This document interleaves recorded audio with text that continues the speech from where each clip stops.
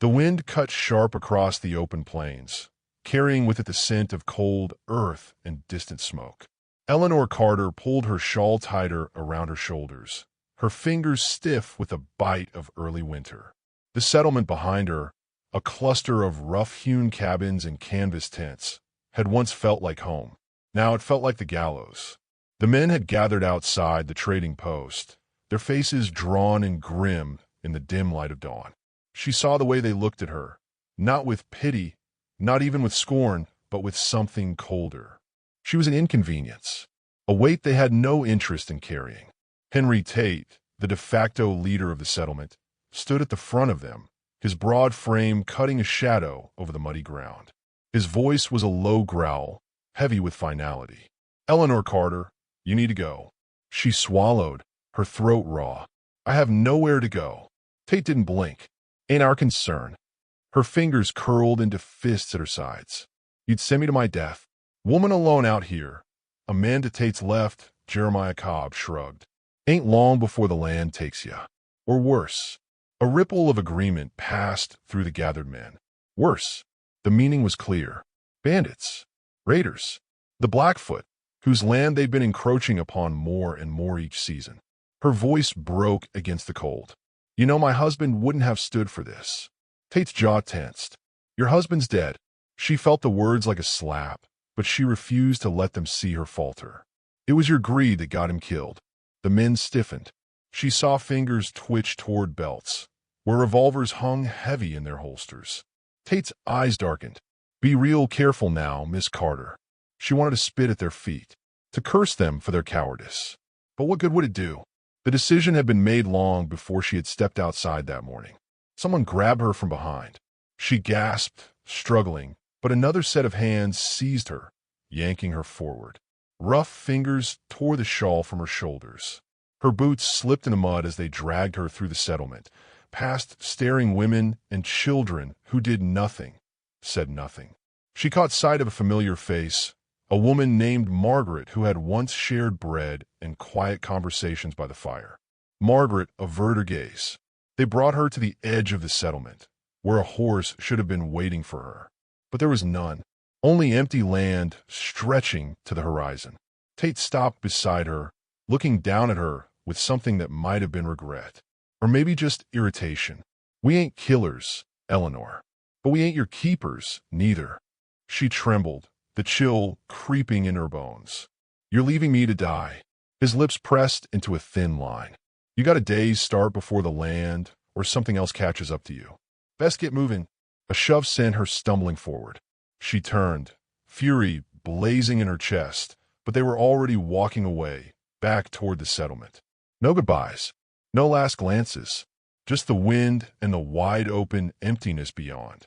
She was alone. For the first few hours, Eleanor walked with purpose. The anger burned in her, kept her moving. She would prove them wrong. She would survive.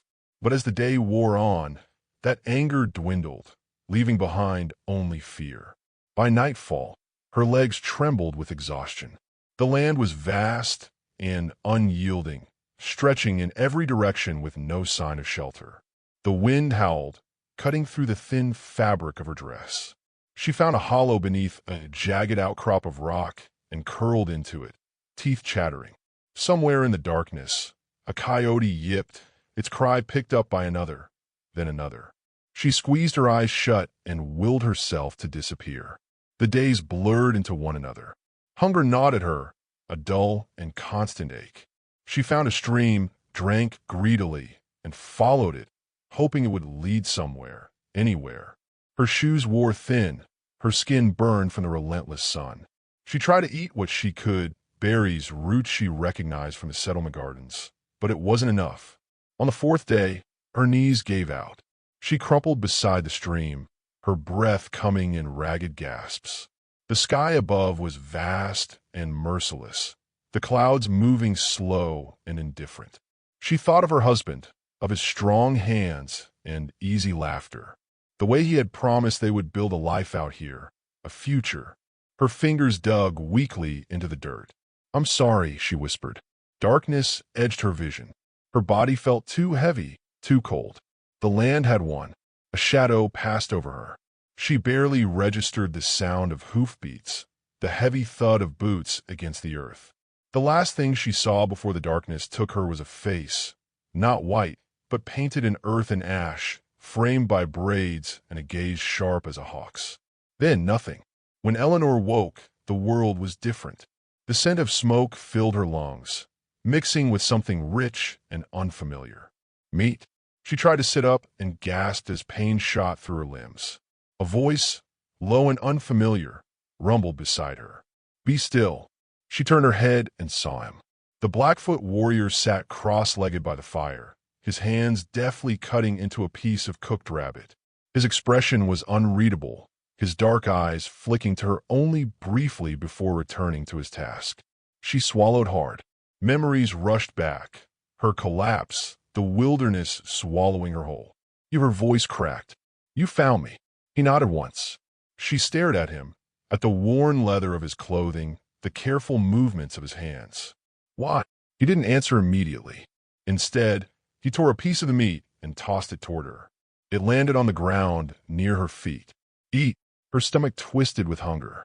She hesitated, then snatched the food, shoving it into her mouth before she could think better of it. He watched her, his expression still unreadable. When she had swallowed, she wiped her mouth and sat straighter, her back protesting the movement. "What's your name?" He considered her for a moment before answering. "Coca-Poca." She repeated it under her breath, unfamiliar with the shape of it. He leaned back slightly, regarding her with a quiet intensity. "You were dead when I found you." She let out a breath, shaking her head. "I'm not dead yet." Something flickered in his expression, approval, maybe. A silence settled between them. The fire crackled, casting shifting shadows along the ground. Eleanor looked down at herself, her torn dress, the dirt caked beneath her nails. She thought of the settlement, of the people who had turned their backs on her. She had been abandoned, left to die, and yet she was still here. She looked up at Coca-Poca, this man who had saved her life, though she did not know why. For the first time in days, she felt something other than fear. She felt the stirrings of something she thought she had lost. Hope. The fire burned low, its embers pulsing like the last breaths of a dying beast. Eleanor sat cross-legged on the cold earth, the warmth of the flames barely reaching her, though she suspected it was not the fire she feared would go out. It was herself. She had spent days teetering on the edge of death, and now, by some impossible turn of fate, she was here. Alive. Yet survival was a cruel gift if it came without meaning. Across from her, Coca-Poca sharpened his knife against a smooth stone, his movements steady and deliberate. His dark eyes flicked toward her now and again, unreadable beneath the flickering firelight. She had never seen a man move with such quiet precision. He was both still and coiled with energy, like a mountain lion waiting for the right moment to strike. The wind stirred through the trees, carrying the distant cry of wolves. Eleanor shivered, though she told herself it was the cold. "You should sleep," Coca-Poca said without looking at her. She let out a bitter breath. "I'm afraid if I close my eyes, I'll wake up back on that trail. Alone." He did not react right away. Instead, he tested the blade against his fingertip, then slid it back into its sheath. "You are not alone now." She studied him in the dim light. He had saved her life. This man who owed her nothing, whose people had every reason to hate the settlers encroaching on their land. And yet, she was here, breathing, eating alive because of him. "Why did you help me?" she asked. He met her gaze then, holding in the quiet way he always did, as if weighing the value of words before speaking them. "You were left to die." She nodded slowly. "Yes, I do not believe the land should decide a death that was not earned." His answer was simple, but it carried weight. Eleanor had seen men kill for far less: land, pride, even boredom. That this warrior saw her life as something worth saving, despite who she was, left her unsettled. She pulled her knees to her chest, staring into the fire. "You don't think I deserve to die?" He considered her for a long moment. "Did you?" She swallowed hard.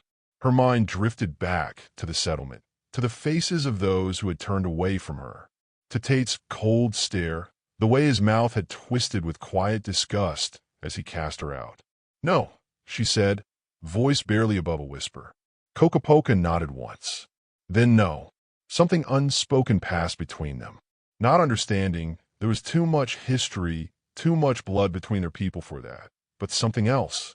An agreement, perhaps. A recognition of wounds unseen. She shifted, wincing at the stiffness in her limbs. "Where will you go?" He tilted his head slightly, as if the answer should have been obvious. "I was hunting when I found you. I will finish what I started." "And me?" His gaze lingered on her, measuring. "You will slow me down." A lump formed in her throat. Of course. He had saved her, but he was not her keeper. He had his own life, his own path. She could not expect more than what he had already given. "I understand," she said, forcing the words past her tightening chest. Kokopoka watched her for another moment, then turned his attention back to the fire. "Sleep, Eleanor." It was the first time he had spoken her name. She lay down, curling into herself for warmth, and for the first time in days, she let her eyes close without fear. The morning was a cruel thing, crisp and bright, tearing her from the fragile safety of sleep. The fire was nothing but a blackened patch of earth, and Kokopoka was already moving, securing a pack to his horse. Eleanor pushed herself upright, her body aching. He had let her rest, but now the time had come. She would have to go her own way, find her own fate in this ruthless land. He mounted his horse in one fluid motion. She opened her mouth to thank him, to say something, anything, but the words turned to dust on her tongue. He was already moving, his horse cutting through the golden grass, heading east. She watched him go, the distance between them widening with each passing breath. Then she turned west. She had barely taken 10 steps when she heard the sound. Distant, carried by the wind, but unmistakable. Gunfire. Her stomach clenched. She turned sharply, scanning the horizon. Kokopoka had stopped, his posture tense. He had heard it too. A moment passed, stretched taut between them. Then he wheeled his horse around and rode toward the sound. Eleanor hesitated only a second before following. The noise grew louder as they neared the source. Smoke curled into the sky. A wagon lay overturned in the dirt, one of its wheels shattered. A man lay sprawled beside it, unmoving. 2 others remained standing, revolvers raised. Their faces were streaked with dirt and sweat, their clothes torn from struggle. Across from them, 5 figures on horseback sat in a loose semicircle. Their faces were hidden behind scarves, their rifles steady in their hands. Eleanor's breath hitched. Bandits! Kokopoka stopped his horse just beyond the ridge, observing in silence. He had no reason to interfere. This was not his fight. But Eleanor saw something he did not. The 2 men defending the wagon were familiar. One of them, his hair silver at the temples, his stance still strong despite his years, was Benjamin Carter, her husband's father. A sharp pain speared through her chest. She had thought she was done with them all, with that world. But blood was blood. Before she could think, she stepped forward. "They'll be killed," she said, barely above a whisper. Kokopoka did not look at her. "Many men die." Her fingers clenched. She should have let it be. The settlement had cast her out, had left her to the wolves. But that man had been family once. She turned to Kokopoka, her heart pounding. "Help them." His gaze finally shifted to her. "They would not help you." She swallowed. "I know." For a long moment, he said nothing. The silence stretched between them, thick with unspoken truths. Then, finally, he reached for his bow. He moved like a shadow, his presence unnoticed until the first arrow struck its mark. A cry rang out as one of the bandits slumped in his saddle, clutching his arm. Chaos erupted. The remaining riders turned sharply, their attention now split. Eleanor dropped to the ground, taking cover behind the ridge. Her breath came fast, her heart a wild thing in her chest. Gunfire cracked through the air. Kokopoka moved swiftly, his second arrow loosed before the first body had even hit the ground. Benjamin and the other man seized the opportunity, firing their revolvers. One of the bandits wheeled his horse around, spurring it toward Eleanor's hiding spot. She barely had time to react before the barrel of a rifle swung toward her. A shot rang out. The man jerked backward, blood blooming across his chest before he toppled from his horse. Kokopoka lowered his bow. Silence followed. The remaining bandits, seeing their numbers dwindled, turned and rode hard into the distance. Eleanor's breath came in gasps. The battle was over. She looked to Benjamin, expecting shock, or perhaps even recognition. But when his gaze swept over her, his expression did not change. He did not know her. She had been erased, forgotten like a ghost. Something inside her cracked, but she pushed it down. It did not matter.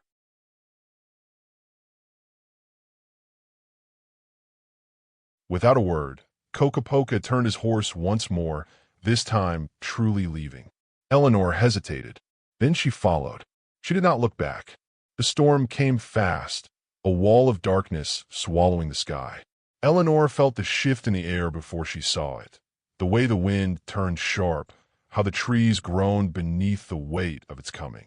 She and Kokopoka had ridden hard since leaving the ambush behind, but now, with the storm upon them, there was no more running. Kokopoka pulled his horse to a stop beneath an overhang of rock, his face unreadable as he surveyed the horizon. Eleanor slid from the saddle, her legs weak beneath her, hands trembling from more than just exhaustion. "We should wait it out," she said, breathless. Kokopoka said nothing. Instead, he walked past her, scanning the terrain beyond. She followed his gaze and saw what he was looking at. A small cluster of figures on horseback, distant but closing in. Her stomach tightened. "More bandits?" she asked. "No," he said, voice like stone. "Cheyenne." Eleanor's breath hitched. He didn't have to explain.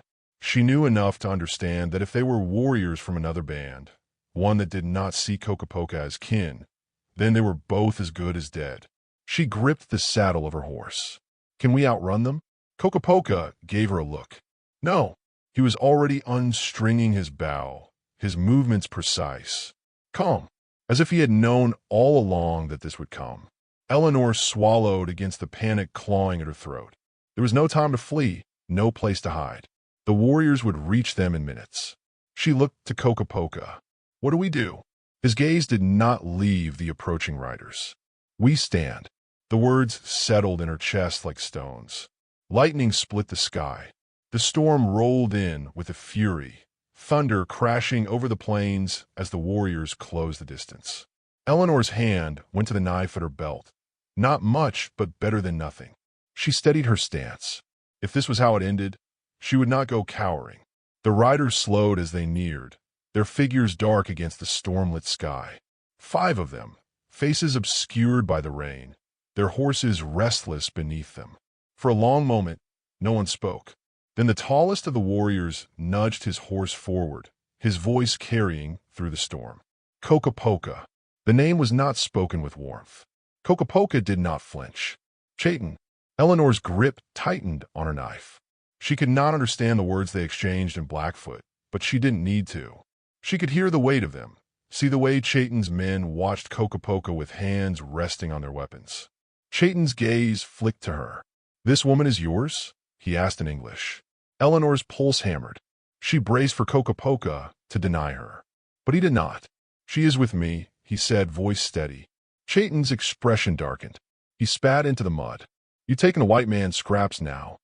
Kokopoka did not answer. He didn't have to. His silence was answer enough.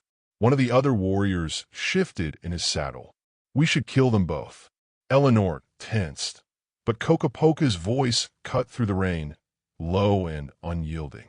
"You will try." The storm howled between them. Chayton's hand hovered over the tomahawk at his waist. For a moment, Eleanor thought it was over, that the fight would begin, that they would be struck down before she even had the chance to scream. Then, Chayton let out a slow breath. He turned his horse sharply. "We do not kill our own, even those who have lost their way." His men hesitated, but when Chayton rode past them, they followed. Eleanor did not breathe again until the riders had disappeared into the storm. Kokopoka turned to his horse, adjusting the strap of his bow. As if nothing had happened, Eleanor gaped at him. "That's it." He met her gaze. "You are still alive." She let out a disbelieving laugh, pressing a hand to her forehead. The fear was still there, curling in her gut, but something else had taken root beneath it. Something steadier. Trust. Not trust in the world. She had lost that long ago. But trust in this man. She swallowed hard, forcing herself to breathe. You didn't have to claim me. Kokapoka studied her for a moment. No. A shiver ran through her, though it had nothing to do with the storm. He mounted his horse and held out a hand. Eleanor hesitated. Then, without a word, she took it. The wind howled, the plains stretching endless before them, and together they rode into the storm.